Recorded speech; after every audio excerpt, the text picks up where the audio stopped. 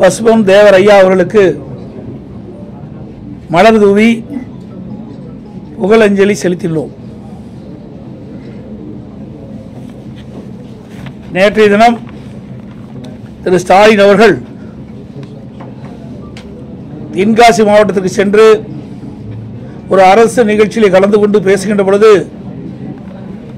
எடப்பாடி பழனிசாமி விரக்தியின் உச்சத்தில் இருக்கின்றார், தினந்தோறும் ஏதாவது ஒரு பொய்யான அறிக்கையை ஊடகத்தின் வாயிலாக பத்திரிகையின் வாயிலாக வெளியிட்டுக் கொண்டிருக்கின்றார் என்ற ஒரு கருத்தை சொல்லியிருக்கின்றார். அதுவும் தினந்தோறும் அவதூறு கருத்துக்களை எடப்பாடி பழனிசாமி கூறி வருகிறார் என்ற ஒரு கருத்தை சொல்லியிருக்கின்றார். என்ன அவதூறு கருத்து என்று இதுவரை எனக்கு தெரியவில்லை.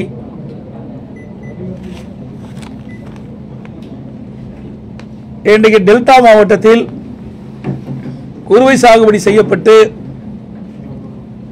அந்த குறுவை சாகுபடி அறுவடை செய்கின்ற தருணத்தில் மழை தொடர்ந்து பெய்து கொண்டிருந்தது. இன்றைக்கு அரசு செப்டம்பர் 1ஆம் தேதியே நேரடி கொள்முதல்கள் திறக்கப்பட்டு விவசாயிகள் கொண்டு வருகின்ற நெல் மூட்டைகளை கொள்முதல் செய்யப்பட்டது என்றும் குறிப்பிட்டார்கள். அப்படி தொடர்ந்து நேரடி கொள்முதல் செய்யப்பட்டிருந்தால் விவசாயிகள் சாலை ஓரமாக நெல்மணியை குவித்து வைக்க வேண்டிய அவசியம் இல்லாமல் இல்லை.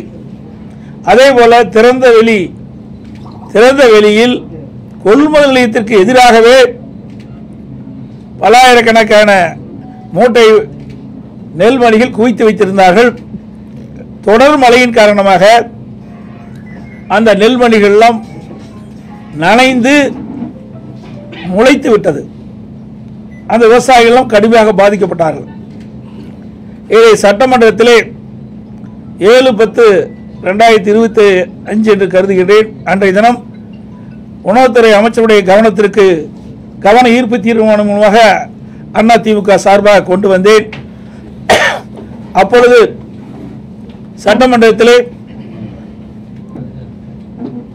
டெல்டா மாவட்டத்தில் விவசாயிகள் உற்பத்தி செய்யப்பட்ட விளைவித்த நெல் மூட்டைகளை முறையாக நேரடி கொள்முதலிலே கொள்முதல் செய்யப்படவில்லை. இதனால் விவசாயிகள் கொண்டு வந்த நெல் மூட்டைகள் வெளியிலே அடுக்கி வைக்கப்பட்டிருக்கின்றன. நெல் மணிகள் திறந்த வெளியிலே குவியலாக வைத்திருக்கின்றார்கள். மழையின் காரணமாக அந்த நெல் மணிகள்லாம் முளைத்து விவசாயிகள் பாதிக்கப்பட்டிருக்கின்றார்கள். அதே உடனடியாக திமுக அரசாங்கம் போர்க்கால அடிப்படையில் விவசாயிகள் திறந்த வெளியிலே குவித்து வைக்கின்ற நெல்மணிகளை கொள்முதல் செய்ய வேண்டும் என்று வலியுறுத்தினேன். அப்பொழுது உணவு அமைச்சர் பதில் சொல்கின்ற பொழுது, நாங்கள் தினந்தோறும் ஒரு நாளைக்கு 2000 மூட்டை கொள்முதல் செய்கின்றோம், விடுமுறையான ஞாயிற்றுக்கிழமையும் கொள்முதல் செய்து கொண்டிருக்கின்றோம் என்ற கருத்தை சொன்னார். 17/10/2025 கவன ஈர்ப்பு தீர்மானம் 7 17/10/2025 கவன ஈர்ப்பு தீர்மானத்தில் சட்டமன்றத்தில் பேசினது. அப்படி 2000 மூட்டை கொள்முதல் செய்யப்பட்டிருந்தால் விவசாயிகள் கொண்டு வந்த அனைத்து நெல் மூட்டைகளிலும் கொள்முதல் செய்யப்பட்டிருக்கலாம். அதோடு நான் அறிக்கையின் வாயிலாக வெளியிட்டேன். அதற்கு நடவடிக்கை எடுக்கவில்லை. பிறகுதான் 21ஆம் தேதி 10ஆம் மாதம் 21ஆம் தேதி நேரடியாக டெல்டா மாவட்டத்திற்கு சென்றேன். அங்கே தஞ்சை மாவட்டம், திருவாரூர் மாவட்டம், நாகப்பட்டினம் மாவட்டம், மயிலாடுதுறை போன்ற மாவட்டங்களுக்கு நேரடி கொள்முதலுக்கு சென்று அங்கே பார்வையிட்ட பொழுதுதான் விவசாயிகள் கண்ணீரும் கவனமாக எங்களுடைய வயலில் விளைவித்த நெல் மணிகளெல்லாம் திறந்த வெளியிலே கொட்டி இன்றைக்கு மழையிலே நனைந்து முளைத்து வீணாகிக் கொண்டிருக்கின்றது. என் கண் முன்னாடியே எங்கள் கண் எதிரே இன்றைக்கு நெல்மணிகள்லாம் முளைத்து வெறும் நஷ்டத்துக்கு நாங்கள் உள்ளாக இருக்கணும் என்ற கருத்தை சொன்னார்கள். அப்பொழுது நான் அவரிடத்தில் கேட்டேன், எவ்வளவு நாட்களாக நேரடி கொள்முதலத்திலே கொள்முதல் செய்யவில்லை என்று கேட்கின்ற பொழுது சுமார் 15 நாட்களாக நேரடி கொள்முதல் நிலையங்களில் கொள்முதல் செய்யப்படவில்லை.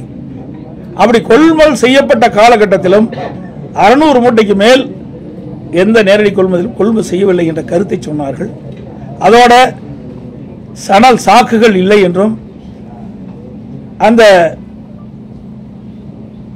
நேரடி நெல் கொள்முதலத்தில் இருக்கின்ற அடுக்கி வைக்கப்பட்டிருக்கின்ற நெல் மூட்டைகளை எடுத்து செல்வதற்கு போதுமான லாரிகள் இல்லை, லோட் பேன் இல்லை.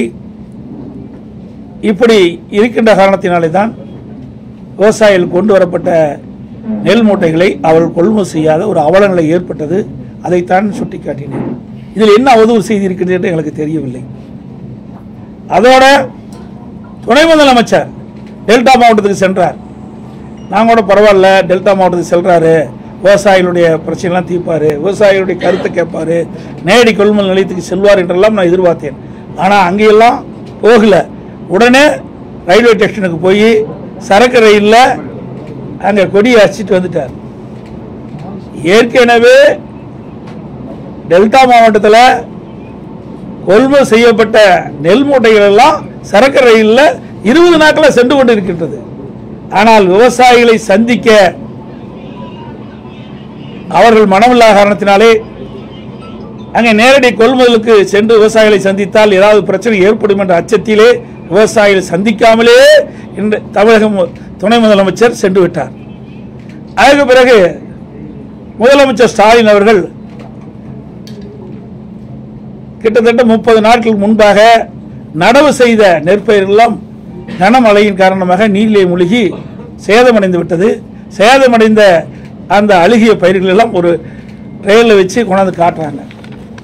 எப்படிப்பட்ட முதலமைச்சர்! இந்தியாவிலே இப்படிப்பட்ட முதலமைச்சர் எந்த மாநிலத்திலும் இல்லை. விவசாயிகள் பாதிக்கப்படுகின்ற விவசாயிகளை நேரடியாக சென்று ஆறுதல் கூறவில்லை. அங்கே திறந்த வெளியிலே அடுக்கி வைக்கப்படுகின்ற மூட்டைகளையும் நெல்மணிகளையும் கொள்முதல் செய்வதற்கு மனமில்லை. இதனால் பெரும் நஷ்டத்துக்கு விவசாயி உள்ளாகிறார். இதையெல்லாம் கவனத்திலே கொள்ளாத ஒரு ஆட்சி தான் திமுக ஆட்சி என்பதை நேரத்திலே சுட்டிக்காட்ட விளைகின்றேன். அதோட நேற்றைய தினம் ஒரு கருத்தை சொல்லியிருக்கின்றார். திராவிட முன்னேற்ற கழக ஆட்சியில் தான் ஒவ்வொரு ஆண்டும் சராசரியாக 42 லட்சம் மெட்ரிக் டன் இன்றைக்கு கொள்முதல் செய்யப்பட்டதாக ஒரு பச்சை பொய்ய சொல்லியிருக்காங்க. திராவிட முன்னேற்ற கழக ஆட்சிக்கு வந்த பிறகு உணவு மானிய கோரிக்கை நடக்கின்ற பொழுது அந்த கொள்கை விளக்க குறிப்பில் குறிப்பிட்டது. அதை நான் ஊடகத்தின் வாயிலாக இந்த நேரத்தில் தெரிவிக்க விரும்புகிறேன். 2022-23 ஆண்டு கொள்கை விளக்க குறிப்பு அதில் 105-106 பக்கம் 31/3/2022 வரை 29,48,000 மெட்ரிக் டன் தான் கொள்முதல் செஞ்சிருக்கிறாங்க. 2023-24 வருடம் பக்கம் 80 அந்த உணவு மானிய கோரிக்கையில் கொள்கை விறப்பில் பக்கம் 80ல் 31/3/2023 வரை 29,40,000 மெட்ரிக் டன் தான் கொள்முதல் செஞ்சிருக்கிறாங்க. 24-25 ஆண்டு கொள்கை விளக்க குறிப்பு பக்கம் எண் 101ல் 31/3/2024 வரை 28.26 லட்சம் மெட்ரிக் டன் தான் கொள்முதல் செஞ்சிருக்கிறாங்க. 25-26 ஆண்டு பக்கம் எண் 106ல் 31/3/2025 வரை 28,30,000 மெட்ரிக் டன் தான் கொள்முதல் செஞ்சிருக்கிறாங்க. மொத்தமா 1,15,49,000 மெட்ரிக் டன் தான் கொள்முதல் செஞ்சிருக்கிறாங்க. அப்படி என்றால் எப்படி ஆண்டுக்கு 42 லட்சம் மெட்ரிக் டன் கொள்முதல் செய்ய முடியும்? அத்தனையும் பொய். எல்லாம் விளம்பர மாடல் அரசு என்பது நிரூபணமாகிவிட்டது. ஆக திராவிட முன்னேற்ற கழக ஆட்சியில் உணவுத்துறை மானிய கோரிக்கையின் போது அந்த கொள்கை விளக்க குறிப்பில் குறிப்பிட்டது உண்மையா? அந்த உணவு அமைச்சர் தெரிவிக்கப்பட்டது உண்மையா? அல்லது நேற்றைய தினம் தென்காசியில் நடைபெற்ற அரசு நிகழ்ச்சியில் முதலமைச்சர் குறிப்பிட்டது உண்மையா? அதை இந்த முதலமைச்சர் விளக்க வேண்டும். இது புள்ளிவரத்தோட அவர்கள் குறிப்பிட்ட இந்த ஆட்சியில் உணவுத்துறை மானிய கோரிக்கையில் அவர்களது உணவு அமைச்சர் சட்டமன்றத்தில் கொள்கை விளக்க குறிப்பை தாக்கல் செஞ்சிருக்கிறார். அதில் இந்த குறிப்பை எடுத்து நான் உங்களிடத்தில் விளக்கி சொல்லிக்கின்றேன். இப்படி மக்களை ஏமாற்றி விவசாயிகளை ஏமாற்றுகின்ற அரசு தான் விடியா திமுக அரசாங்கம். அதோட இன்னைக்கு பார்த்தீங்கன்னா திருச்சியில் இன்னைக்கு முதலமைச்சர் சொல்றாரு அவதூறு செய்யணும். உங்க பத்திரிகையிலையும் ஊடகத்திலையும் இந்த நேரடி கொள்முதல் நிலையத்தில் அடுக்கி வைக்கப்படுகின்ற இந்த அரசு கொள்முதல் செய்யப்பட்டு நேரடி கொள்முதல் நிலையத்தில் முளைத்த அந்த நெல்மணிகள்லாம் காட்டினீங்க, மூட்டைகள் எல்லாம் முளைச்சு போனதெல்லாம் காட்டினீங்க. அதோட திறந்த வெளியில் விவசாயிகள் குவித்து வைக்கின்ற நெல்மணிகள்லாம் முளைத்த செய்தியெல்லாம் காட்டினீங்க. அப்படின்னா அந்த செய்தியின் அடிப்படையில் தான் நான் போய் டெல்டா மாவட்டத்தெல்லாம் பார்வையிட்ட விவசாயிகளை சந்திச்சேன், நேரடி கொள்முதல் சொன்னேன். அப்படின்னு இந்த வர செய்தியெல்லாம் பொய்யான செய்தியா? இதெல்லாம் அவதூறான செய்தியா? அப்படித்தானே முதலமைச்சர் என்றுகிறார். அதோட திருச்சியில் இன்றைக்கு இந்த பத்திரிகை தினமலர் பத்திரிகையில் வந்திருக்குது. இன்றைய தினம் திருச்சியில் கொள்முதல் செய்யும் சாலையில் தேங்கி கிடக்கும் 1 கிலோமீட்டருக்கு நெல் தேங்கி கிடக்குது. விவசாயிகள் விளைவித்த நெல்லை கூட முறையாக கொள்முதல் செய்ய முடியாத திறமையற்ற பொம்மை முதலமைச்சர் தான் இப்படிப்பட்ட கருத்து சொல்லிட்டு இருக்கார். எந்த உணவு உற்பத்தி பெருக்குவதில் இன்றைக்கு விவசாயிகள் மும்முரமா இருக்கிறாங்க. அப்படி இருக்கின்ற பொழுது விளைவித்த அந்த நெல் மணிகளை கூட இந்த அரசு கொள்முதல் செய்வது அவலங்களை தமிழகத்திலே பார்க்கப்படுகிறது.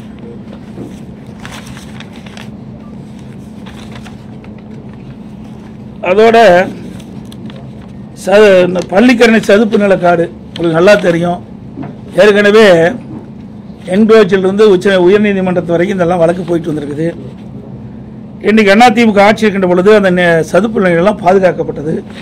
அதற்காக அம்மா அரசு போது மத்திய அரசின் நிதியுடன் 165.68 கோடி செலவில் தேசிய பருவநிலை மாற்ற தழுவல் நிதி national adaptation fund for climate change அதுக்காக கொடுத்து அதெல்லாம் பாதுகாத்தோம். அதிமுக ஆட்சியில் பள்ளிக்கரணை சுற்றுச்சூழல் மீட்பு திட்டத்தில் 2018-19 செயல்படுத்த ஒப்புதல் வழங்கி சதுப்பு நிலம் பாதுகாக்கப்பட நடவடிக்கை எடுக்கப்பட்டது.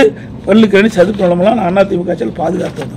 ஆனால் அந்த திராவிட முன்னேற்ற கழகம் ஆட்சிக்கு வந்த பிறகு இன்றைக்கு சென்னை மாநகராட்சிக்கு ஒரு குறிப்பிட்ட பகுதி இருக்குது, வனத்துறைக்கு குறிப்பிட்ட பகுதி இருக்குது. இன்றைக்கு இந்த சதுப்பு நில பகுதியிலிருந்து பள்ளிக்கரணையில் சதுப்பு நில பகுதியிலிருந்து அந்த எல்லையிலிருந்து 1 கிலோமீட்டருக்கு அப்பால் தான் இன்றைக்கு கட்டுமான பணிகளை மேற்கொள்ள வேண்டும். இது தென்னிந்திய பசுமை தீர்ப்பு ஆணையத்தினுடைய தீர்ப்பு. அந்த பசுமை தீர்ப்பு ஆணையத்தினுடைய தீர்ப்பின்படி அந்த சதுப்பு நில எல்லை கோட்டிலிருந்து 1 கிலோமீட்டருக்கு அப்பால் தான் இந்த கட்டுமான பணியை துவங்க வேண்டும். ஆனால் அதுக்கு மாறாக அந்த வனத்துறைக்கு கட்டுப்பாட்டில் இருக்கின்ற இந்த சதுப்பு நில பகுதியிலிருந்து அருகாமையிலேயே இந்த கட்டுமான பணிகள் ஆரம்பிக்கப்பட்டதாக செய்தியில் வெளிவந்துள்ளன. இது குறித்து நீதிமன்றத்தில் கூட வழக்கு தொடரப்பட்டிருக்கு என்பதை தெரிவிச்சுக்கிறேன்.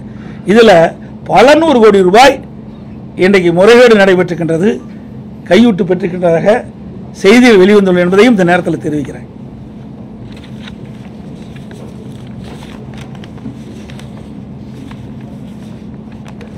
அப்புறம் இன்னொன்று, சார் என்றாலே திமுகவுக்கு அலர்ஜி.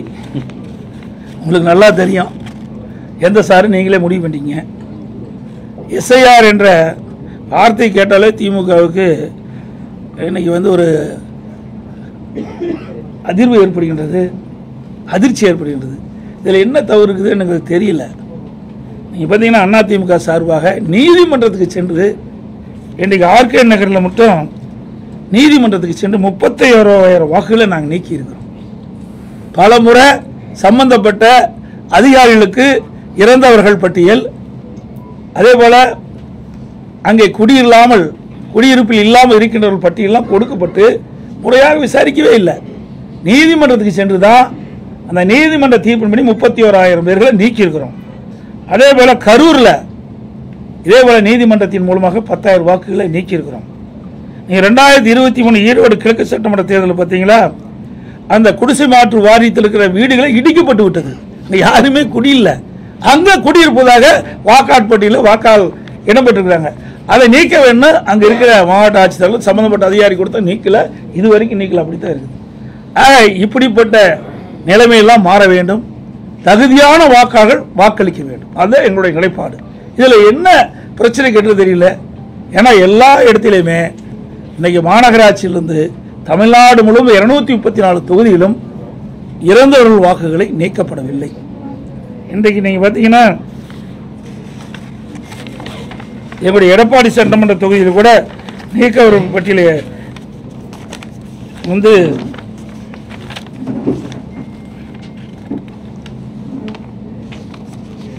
இறந்தவர்கள், அதெல்லாம் அங்கிருந்து வசிக்காதவர்கள், அதெல்லாம் நாங்கள் பட்டியலிட்டு கொடுத்துருக்குறோம். சுமார் 8000 பேர் அது இருப்பதாக நாங்கள் எங்களுடைய PLA2 நிர்வாகிகள் கணக்கெடுத்து கொடுத்துருக்குறாங்க.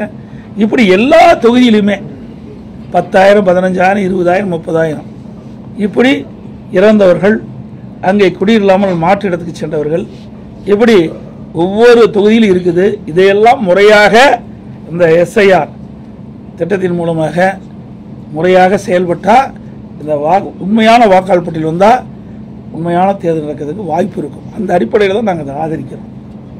இது ஆளுங்கட்சி, திமுக கட்சி ஆளுங்கட்சி. நாங்கள் தான் பயப்படணும், அது பயப்பட வேண்டிய அவசியமே இல்லை. ஆனால் 2026 நடைபெறுகின்ற சட்டமன்ற பொதுத் தேர்தலில் அதிமுக தலைமையில் அமைக்கப்படுகின்ற கூட்டணி மாபெரும் வெற்றி பெறும், ஆட்சி அமைக்கும். அந்த பயத்தின் காரணமாக இப்பொழுதே தோல்விக்கு என்ன காரணமோ அதை தேடி இன்றைய தினம் அறிவித்திருக்கிறாங்க. திமுக தலைவரும் திமுக கூட்டணி அறிவிச்சிருக்குது. ஆளுங்கட்சி திமுக. இது யார் போய் இதெல்லாம் போய் ஒவ்வொரு வீடாக போய் இந்த வாக்காளர்களை சந்தித்து எது உண்மையான வாக்காளர்கள், எது தவறாக இருக்கின்றது, யார் இறந்தவர்கள் என்ற பட்டியலெல்லாம் கணக்கிடுவது மாநில அரசுக்கு உட்பட்ட அதிகாரி தான் இருக்கிறாங்க. இப்போ தேர்தல் அதிகாரியுடைய கட்டுப்பாட்டில் இருப்பாங்க. மீண்டும் மாநில அரசாங்கத்துக்கு வந்து விடுவாங்க. மாவட்ட ஆட்சித்தலைவர்களும் இந்த மாநில அரசாங்க கட்டுப்பாட்டில் இருக்கிறாங்க.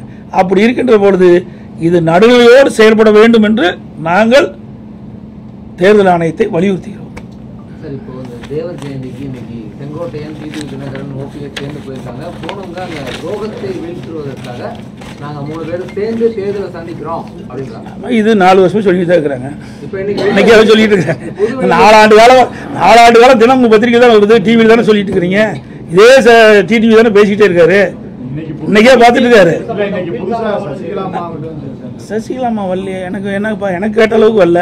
3 பேர் தான் வந்ததா சொல்றாங்க அப்படின்னு நீங்க தான் சொல்றீங்க. அது வெளியில் வந்தது தானே உண்மை. நீங்க கற்பனையான கேள்விக்கு என்னால் பதில் சொல்ல முடியாது. யார் பேசிட்டு இருந்தாங்க? உள்ளாய் 3 பேரும் பேசியிருக்கிறாங்க. அவகிட்ட பேசினாங்களா? தவறான கேள்வி கேட்க வேண்டாம், உண்மையான கேள்வி கேளுங்க. இப்போ 3 பேர் செய்தியாளர் சந்திச்சுங்கிறீங்க, அது சந்திச்சிருக்கிறாங்க. நான் கேள்விப்பட்டேன், நான் பார்க்கல. 3 பேர் சந்திச்சிருக்கிறாங்க.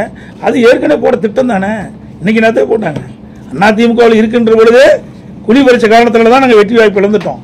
இப்படிப்பட்ட துரோகிகள் அதிமுகவில் இருந்த காரணத்தினால தான் எங்களை 2021 ஆட்சிக்கு வர முடியல. புரியுதுங்களா? இப்போ 2 நாளைக்கு முந்தைய என்ன சொன்னார் OPS? இவரே அதிமுக கட்சிக்கார், இவரே ஒருங்கிணைக்கின்றவர். உண்மையான அனைத்து இந்திய அண்ணா திராவிட முன்னேற்ற கழகத்தை மனசுலேருந்து இந்த வார்த்தை வராது. 2 நாளைக்கு முந்தி சொன்னார்ல, திமுக ஆட்சிக்கு வரும்னு சொன்னார். இவர் எப்படி போய் ஒன்றாக இணைய முடியும்? இதெல்லாம் திமுக பிடிஎம்மா இருந்து செயல்படும். அதிமுக உண்மையான அம்மா தொண்டர்கள்லாம் ஒன்றிணையலாட்டினா திமுக வந்துரும் அப்படின்னு தான் சொன்னேன். திமுக வந்துரும் நான் சொல்லல. நீங்க தாங்க பத்திரிகையில போட்டீங்க. அப்புறம் பத்திரிகை செய்தி அதெல்லாம் நீங்க மாத்தி பேசக்கூடாது. உங்க பத்திரிகை செய்தி நான் வச்சிருக்கிறேன், கையிலேயே எல்லாம் வச்சிருக்கிறேன். பத்திரிகை செய்தி, ஊடக செய்தி, அவர் என்ன பேசினாலும் எங்களுக்கு வந்திருக்கு. அதன் அடிப்படையில் தான் நான் அந்த கருத்தை சொல்றேன். அதெல்லாம் இன்னைக்கு தயக்கம்லாம் இல்லையா? இனிமேல் தானே இருக்கும். ஏற்கனவே நாங்கள் பதவியெல்லாம் பாருங்க. அதிமுகவை பொறுத்த வரைக்கும் யார் துரோகம் செஞ்சாலும் சரி, தலைமைக்கு உடைய கருத்தை அவர்கள் முழுமையாக கடைபிடிக்காவிட்டால் யாராக இருந்தாலும் உரிய நடவடிக்கை எடுக்கப்படும். நடவடிக்கை எடுத்துக்கிட்டு இருக்கோம். எடப்பாடி திமுக தான் எதிரி, அதிமுக எதிரி. அது மட்டும் இல்ல, எடப்பாடி திமுக தான் எதிரி எங்களுக்கு, அதிமுக எதிரி அல்ல. அவர் எப்படி ஒன்றிணைக்கிறாங்க?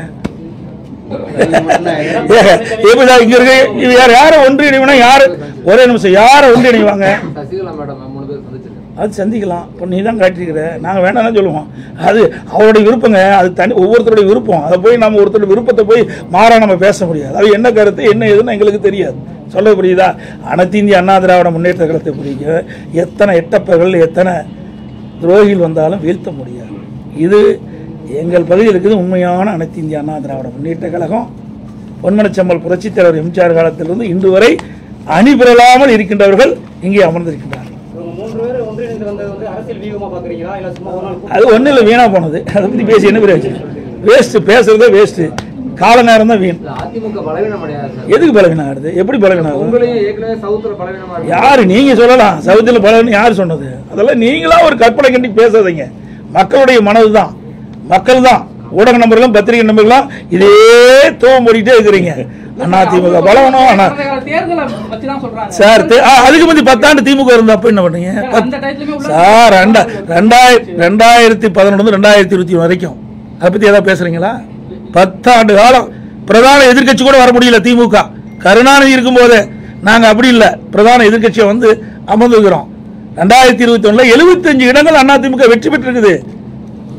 அப்படி இருக்கும்போது வேணும்னே திட்டமிட்டு அவ்வளவு ஒரு செய்தி நீங்க பரப்பிட்டு இருக்கிறீங்க. அதுதான் ஏன் திமுக 2011 எங்க வந்தது? எத்தனை தேர்தலில் தோல்வி விட்டுறாங்க? அதை பத்தி ஏதாவது ஊடகம் ஏதாவது விவாதிக்கிறீங்களா? பத்திரிகை ஏதாவது போடுறீங்களா? ஆளுங்கட்சியா இருக்கும்போது அதிமுக விமர்சனம், எதிர்கட்சியா இருக்கும்போது அதிமுக விமர்சனம். அதிமுக கட்சி ஒன்று கட்சியிலனா உங்களுக்கு ஊடகத்துக்கு செய்தி இல்லாமல் போயிருக்கு.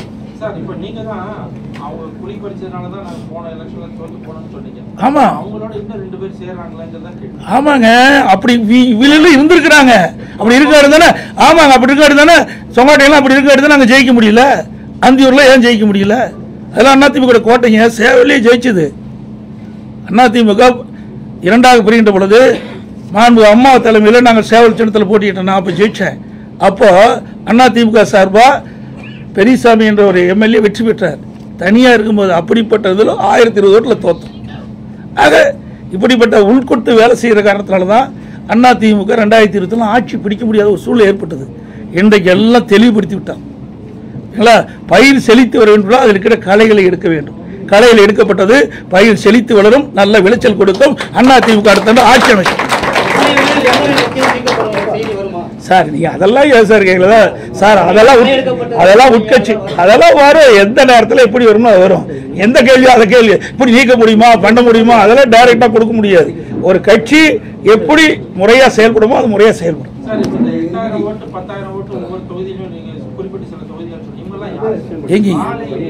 சார் இறந்தவர்களே இருக்கிறாங்க. என்னுடைய எடப்பாடி சட்டமன்ற தொகுதியில் 5600 பேருக்கு மேல இறந்தவர் இருக்கிறாங்க. எடுக்கவே இல்லை. பல ஆண்டுகளாக நாங்க எழுதி கொடுத்துக்கிட்டே இருக்கிறோம், யாரும் எடுக்கவே இல்லை. அது இப்ப பாருங்க, 10,000 கரூர்ல நீதிமன்றத்துக்கு போய் 10,000 ஓட்டு நீக்கிறோம். இதை முறையா தேர்தல் ஆணையத்துக்கு அனுப்பிச்சோம். மாநில தேர்தலுக்கு, மத்திய தேர்தல் எதுவுமே இல்லை. நீதிமன்றம் போய் தான் அதை வந்து விசாரிக்கப்பட்டு தேர்தல் ஆணையத்துக்கு உத்தரவு போட்டு வீடு வீடாக 10,000 நீக்கிறோம். அதே மாதிரி ஆர்கே நகர்ல 31,000 ஓட்டு நீக்கியிருக்கிறோம்.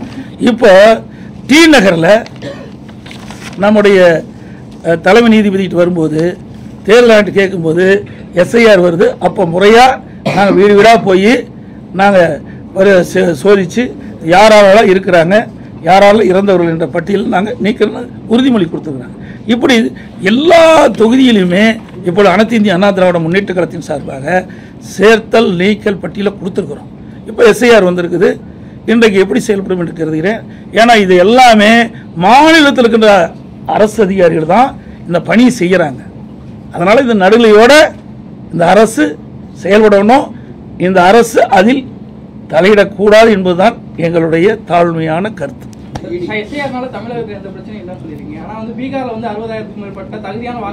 அது பீகாரை பத்தி எனக்கு தெரியாது சார். தமிழ்நாட்டை பத்தி கேளுங்க. நான் தமிழ்நாட்டில் வச்சுக்கிறேன் சார். அங்க நேர்மை நீங்க எப்படி தப்புன்னு கண்டுபிடிச்சீங்க? தப்புன்னு கண்டுபிடிச்சா நீதிமன்றத்துக்கு போனாங்கல்ல, ஏன் நீதிமன்றம் சொல்லல? நீதிமன்றத்தில் வழக்கு போட்டாங்கல்ல, வழக்கில் நீதிமன்றம் உச்ச நீதிமன்றம் ஏதாவது சொல்லி இருக்கணும்ல. இது தவறான கருத்து. நான் தமிழ்நாட்டில் இருக்கிற நடக்கின்ற சம்பவத்தை பற்றி தான் நான் சொல்றேன். ஒவ்வொரு தொகுதியிலையும் நிறைய இருக்குது. நாங்கள் எல்லாம் பட்டியல் போட்டு நீங்க அனைத்து இந்திய அண்ணா திராவிட முன்னேற்ற கழகத்தினுடைய PLA2 நியமிக்கப்பட்டவர்களாம் அந்த பட்டியலை அந்த மாவட்ட ஆட்சியிட்ட கொடுத்துருக்கிறோம். இப்போ எஸ்ஐஆர் வந்திருக்குது. இவர்கள் வீடு வீடாக சென்று ஆய்வு செய்கின்றார்கள். அந்த ஆய்வின் அடிப்படையில் ஒரு நல்ல ஒரு வாக்காளர் பட்டியலை தயார் செய்ய வேண்டும் என்று நம்புகிறோம்.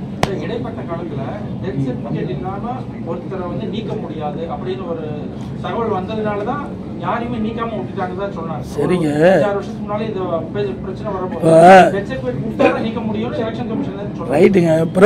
பிறப்பிறப்புல யார் பாக்குறாங்க? அது அந்த அதிகாரிகிட்ட இல்லையா? அதுதானே ரெவன்யூ டிபார்ட்மெண்ட் தானே அதிகாரிகள். அவருடைய எல்லா இதுவும் இருக்குது. அதே மாநகராட்சியில் எல்லாம் இருக்குது, நகராட்சியில் இருக்குது. அதை வச்சு யார் இருந்தாலும் தாராளமாக கண்டுபிடிக்கலாமே. இது ஒன்றும் பெரிய விஷயம் கிடையாது. என்ன ஒரு இடத்துல ஒரு 1000 ஓட்டு 1500 ஓட்டு இருக்குது. இப்போ தேர்தல் நடக்கும்போது ஸ்லிப் கொடுக்க போகிறாங்க, 3 நாளில் ஸ்லிப் கொடுத்துட்றாங்க நேரடியாக வாக்காளர் பார்த்து. அப்போ எஸ்ஐஆரில் கிட்ட நீ ஒரு 10 நாள் எடுத்துங்க, நேரடியாக போங்க, விசாரிங்க, அதில் என்ன பிரச்சனைன்னு பாருங்கள். இதை உண்மையான வாக்காளர் பட்டியலாம் தயாரிக்க சொல்கிறோம். இது ஆளுங்கட்சி வேணுமென்றே திட்டமிட்டு ஒரு தவறான கருத்தை பரப்பி வராங்க. அந்த கூட்டணி கட்சியெல்லாம் சால்ரா போடுது. இதில் என்ன இருக்குதுன்னு எனக்கு ஒன்றும் புரியல. நீங்க எதா இருந்தா சொல்லுங்க, நாங்களும் அதை கவனத்தில் எடுத்துக்கிறோம். அமைச்சர் கே என் நேரு நகராட்சி நிர்வாகத்தில் வந்து ஒரு 25 லட்சம் ரூபாய்க்கு மேல ஊழல் பண்ணிட்டாருன்னா இடி ஒரு கேஸ் போட்டுட்டாங்க. ஆமா, உண்மையான அரசாங்கமா இருந்தா, நேர்மையான அரசாங்கமா இருந்தா இடி கொடுப்பதை அதை ஆய்வு செய்து அவர் மீது வழக்கு பதிவு செய்யணும். ஆனா இந்த அரசாங்கத்தில் அது கிடையாது. எதிர்கட்சி மீது வழக்கு போடுவாங்க. ஏன்னா என் மீது கூட வழக்கு போட்டாங்க. என்ன வழக்கு? டெண்டர் கேன்சல் ஆயிட்டுது, அந்த நிதியும் கேன்சல் ஆயிட்டுது, அதுல 400 கோடி ஊழல். எப்படி வழக்கு? டெண்டர் கேன்சல்டு, உலக வங்கி டெண்டர், அந்த உலக வங்கி நிதியும் கேன்சல் பண்ணிடுது. மீண்டும் மாநில அரசு அந்த 2ஆ பிரிச்சு டெண்டர் விடுறாங்க. 2 பேர் வேற ஒருத்தர் 2 பேர் எடுக்கிறாங்க. ஆக முதல் டெண்டர் விட்டாங்க பார்த்தீங்களா, அதுல 400 கோடி ஊழல். இப்படிப்பட்ட அரசாங்கம் தான் இந்த அரசாங்கம். இந்த அரசாங்கத்தில் நேர்மை பார்க்க முடியுமா? ஆக இல்லைன்னா வழக்கு யாராச்சும் போடுவாங்க. யாராவது வழக்கு போட்டாங்களா நீதிமன்றம் விசாரிக்கும். அப்ப நீதிமன்றம் விசாரிக்கின்ற பொழுது உண்மை வெளியே வரும். இன்றைக்கு இடி வந்து நேர்மையாக தான் கேட்டிருக்காங்க. இப்படி என்னென்ன முறைகேடு நடந்திருக்குது. பத்திரிகை செய்தி தான், ஊடகத்திலையும் பத்திரிகை வந்த செய்தி வச்சு தான் நான் சொல்றேன். வலைதளையில் வந்த செய்தி இப்படி இடி வந்து நாங்கள் இடி ரெய்டு மேற்கொள்கின்ற பொழுது இதில் என்னென்ன ஆவணங்கள் கிடைக்கப்பட்டது, ஆவணங்கள் அடிப்படையில் இப்படி அந்த பணியாளர் நியமிப்பதில் இது முறையே நடைபெற்ற தெரியுது. இதன் மீது வழக்கு தொடர்ந்து அனுப்பிச்சிருக்கிறாங்க. அப்புறம் அரசாங்கம் என்ன நடவடிக்கைன்னு பொறுத்து. மாநகராட்சியிலையும் பெரிய ஊழல் நடந்து இன்னும் மேயர் கூட தேர்ந்தெடுக்க முடியாமல். ஆமா, இங்க மட்டும் ஊழல் இல்லைங்க, திண்டுக்கல்லையும் ஊழல் நடந்தது. அங்கேயும் 4.5 கோடி ஊழல் நடந்தது. அதிகாரி தான் அரசு பண்ணி உள்ள வச்சிருக்கிறாங்க. ஆக இன்னைக்கு திமுகவில், அதே மாதிரி காஞ்சிபுரத்தில், அதே மாதிரி திருநெல்வேலியில், அதே மாதிரி கோயம்புத்தூரில் இதெல்லாம் பங்கு பிரிக்கிறதுல ஊழல் நடந்ததெல்லாம் அங்கே ராஜினாமா பண்ணாங்க, மேயர்லாம் மாற்றினாங்க. ஆக அனைத்து இந்திய அண்ணா திராவிட முன்னேற்ற கழகம் அடுத்த ஆண்டு ஆட்சி பொறுப்பு ஏற்ற பிறகுதான் எந்த மாநகராட்சி, எந்த நகராட்சி, எந்த பேரூராட்சி, எந்த ஒன்றியத்தில் என்னென்ன முறைகேடு என்பதெல்லாம் கண்டுபிடித்து மக்கள் வெளிச்சம் போட்டு காட்டப்பட்டு முறைகேட்டில் ஈடுபட்டு என்பதெல்லாம் சட்டப்படி நடவடிக்கை எடுக்கப்படும். தேசிய ஜனநாயக கூட்டணியில இன்னும் அதிகமான கட்சிகளை வரவேற்க முயற்சி எடுப்பதாக அமித்ஷா வந்து நியூஸ் 18 கொடுத்த பேட்டில் சொல்லியிருக்காரு. யாரெல்லாம் வரப்போறாங்க? நல்லா புரிஞ்சுக்கிங்க. அனைத்து இந்திய அண்ணா திராவிட முன்னேற்ற கழக தலைமையில இன்னைக்கு பாரதிய ஜனதா கூட்டணி அமைச்சிருக்குது. இன்றைக்கு ஒவ்வொரு முறையும் தேர்தல் வருகின்ற 2019 நாடாளுமன்ற தேர்தல் அப்ப ஒரு மாதத்துக்கு முன்பு தான் நாங்கள் கூட்டணி அமைச்சோம். 2021 சட்டமன்ற தேர்தல் அப்பொழுதும் தேர்தலுக்கு முன்பு ஒரு மாதத்துக்கு முன்பு தான் கூட்டணி அமைச்சோம். 2024 அப்பொழுதும் தேர்தல் அறிவிக்கப்பட்ட பிறகுதான் நாங்கள் தேமுதிக கூட்டணி. இப்படி அனைத்து இந்திய அண்ணா திராவிட முன்னேற்ற கழகத்தை பொறுத்த வரைக்கும் தேர்தல் அது வந்தாங்க அமைச்சோம். இருந்தாலும் இன்னும் அந்தந்த கட்சிகள் சுயமாக சுதந்திரமாக செயல்பட்டு கொண்டிருக்கின்றது. ஒரு கூட்டணி அமைக்கப்பட்டு விட்டால் அந்த கூட்டணியினுடைய நிலையில் தான் அவர்களும் செல்ல முடியும். கூட்டணியினுடைய கொள்கையின் அடிப்படையில் செயல்படுத்த முடியும். ஆக தனியார் அந்த கட்சி எது செயல்படுத்த முடியாது, எந்த கருத்தையும் சொல்ல முடியாது. இப்போ அப்படித்தானே திமுக தலைமையில் இந்த கூட்டணி கட்சி எல்லாம் ஏதாவது வாய் திறந்திருக்குதா? டெல்டா மாவட்டத்தில் இவ்வளவு நெல் பாதிப்புண்டாயிருக்குது, அதில் ஏதாவது வாய் திறந்து பேசினாங்களா?